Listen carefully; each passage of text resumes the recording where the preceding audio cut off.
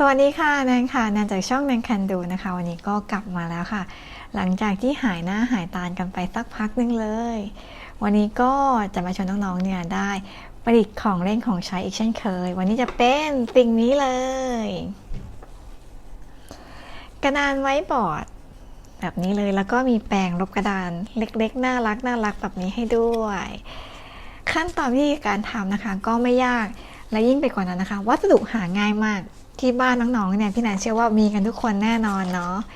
ถ้าใครอยากรู้วิธีการทำและขั้นตอนแล้วก็อย่าลืมกดแชร์กดไลค์กด Subscribe แล้วก็ไปดูกันเลย